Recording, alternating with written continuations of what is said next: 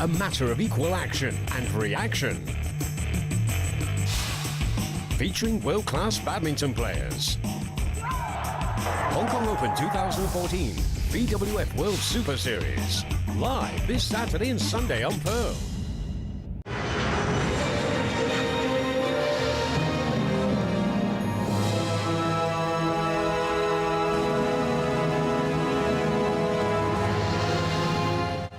The time now is 7:45. The time check was brought to you by Seiko.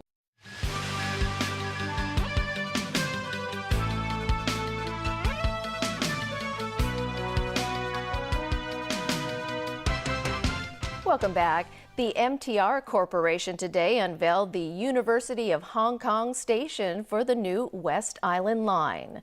Among its features are elevators that take you directly outside the station. Stephanie Choi takes a closer look. It's an exciting moment for train commuters.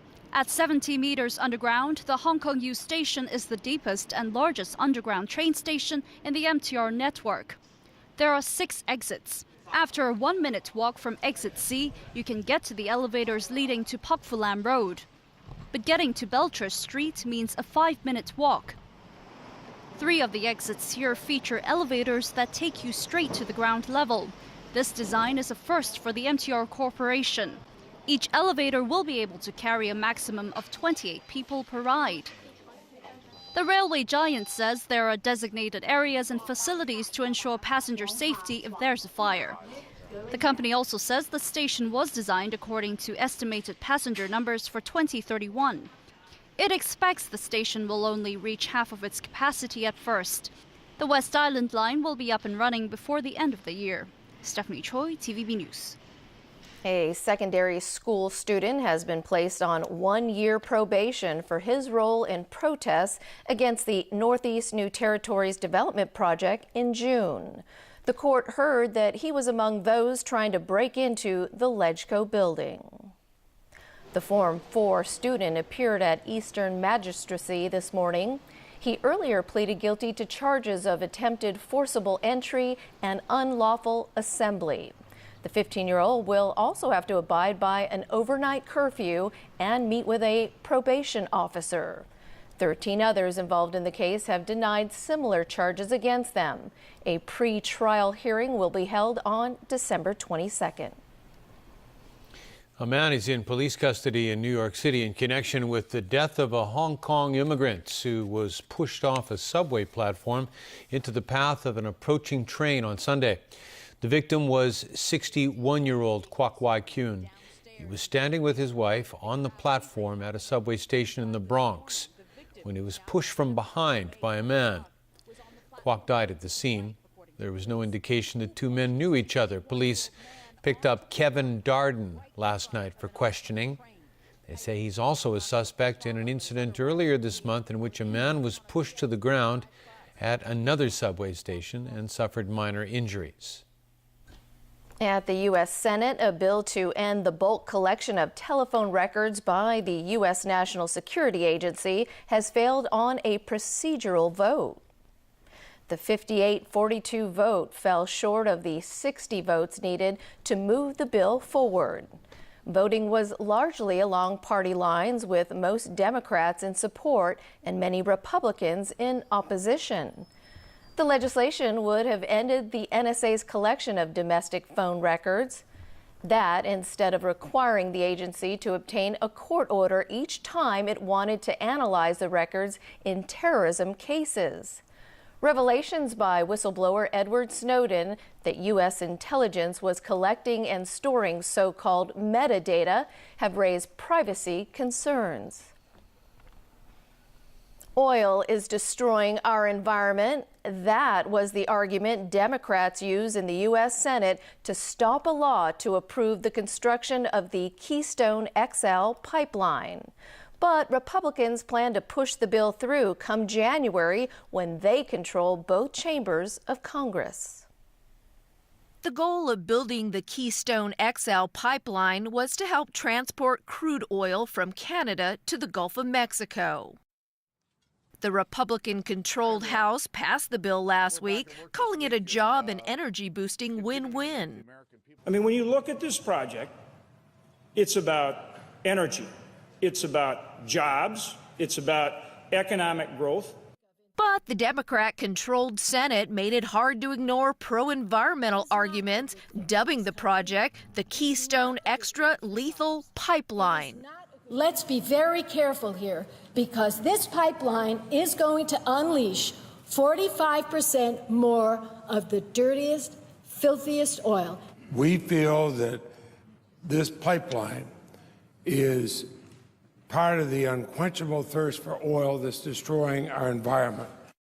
In the end, the bill was just one vote shy of the 60 needed to reach the White House. Not on this vote, the yeas are 59, the nays are 41. The 60-vote threshold having not been achieved, the bill is not passed.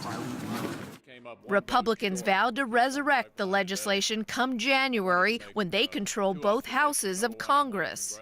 Canada wasn't pleased with the news, but Alberta's premier is confident passing the bill is just a matter of time. It's fair to say that this is the end of a particular Congress, and there is a new Congress that will be sworn in the beginning of January, new Senate specifically, and I'm certain that the process will carry on at that point. Barack Obama's administration has been considering Keystone for more than 6 years. The president believes it won't benefit the United States. He claims it would not lower fuel prices for U.S. drivers and instead would allow Canada to send oil through the U.S. to be exported elsewhere. All right, Chris, what do you have for us in sports today? We have got some, well, pretty exciting football, I think. England beat Scotland 3-1 at Celtic Park in the world's oldest international fixture. Wayne Rooney scored twice to take his tally for England to 46. He's now only 3 goals away from Sir Bobby Charlton's all-time mark. England plays Lithuania in March in a Euro 2016 qualifying match. Filipino boxing icon Manny Pacquiao and American Chris Algieri square off this weekend in Macau. A grand welcoming ceremony was held last night in the enclave.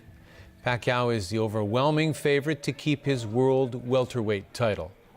Of course, the challenger has other ideas, and as Jameson Wong shows us, it's already been quite an adventure for Algieri.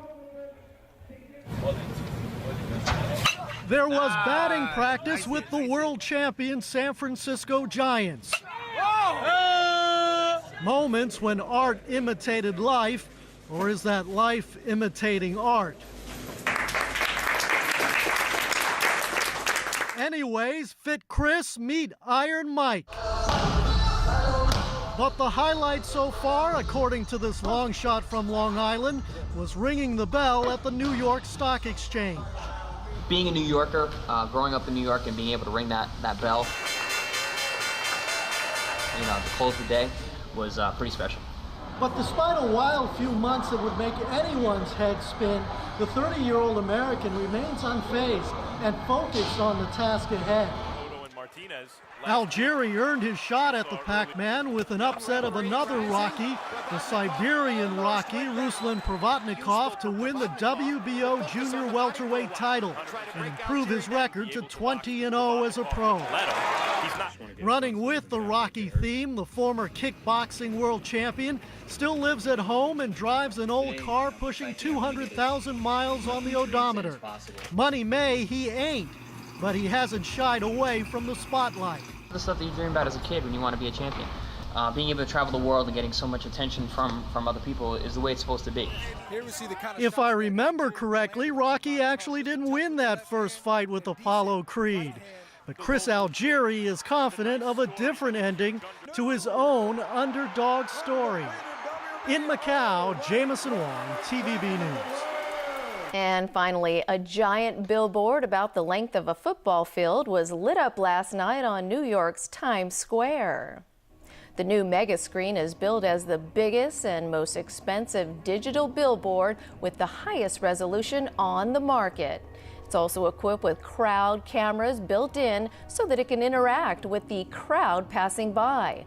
screen is 8 stories high and packs the most advanced technology. And that is our news. Good night.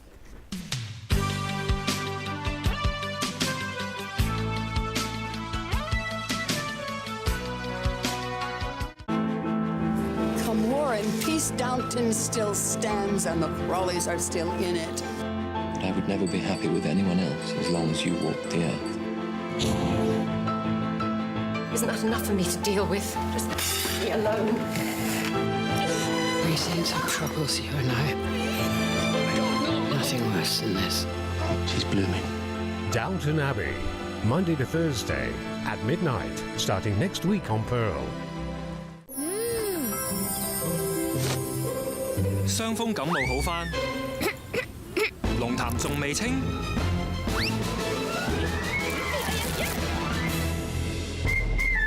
幸福為你行多步，食幸福化痰素，特有怪芬先稀釋龍痰，啲痰鬆晒，先易啲咳出嚟㗎。幸福為你行多步。Sun Life Financial presents The Weather Report is brought to you by Sun Life Financial.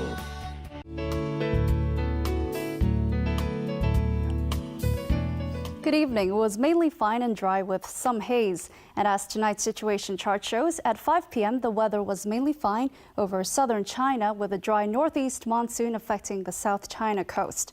Up until 5 p.m. today's temperatures ranged from 19.1 to 23.7 degrees, and the relative humidity was between 58 and 76%. The current temperature is 21 degrees Celsius with the relative humidity standing at 71%. So Freddie, how's the weather tomorrow?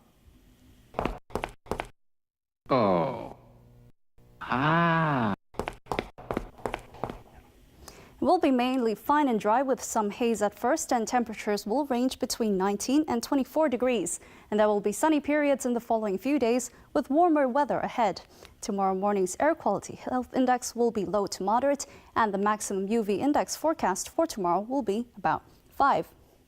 And now to the latest global weather update. Sunny in Shanghai, cloudy in Xiamen, and showers in Taipei.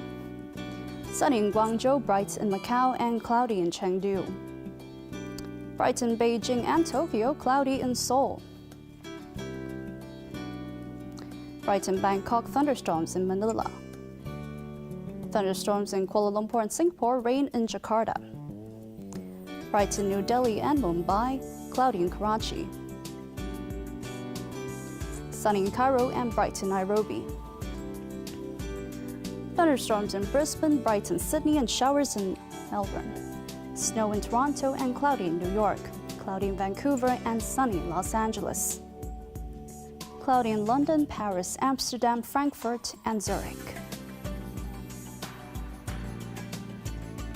And that's the weather. Have a lovely evening.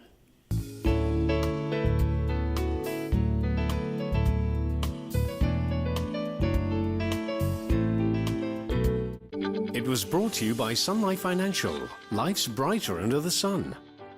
Gather all 5 suspects together, same place, same time, then start checking for the tattoo. Tonight. There's something I want to tell you, Elizabeth. Something I should have said a long time ago.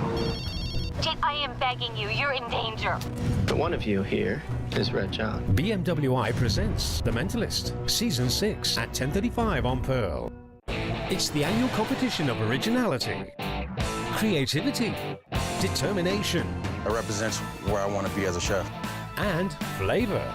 Simply amazing. Start believing in yourself a little bit more. Thursday and Friday, MasterChef, Season 4 at 8:30 on Pearl. Indulge in an enticing Venetian menu. Give your home a retro makeover. Beauty tips for autumn and winter. Plus, the beauty of mechanical watches. Thursday night, Dolce Vita at 10 on Pearl.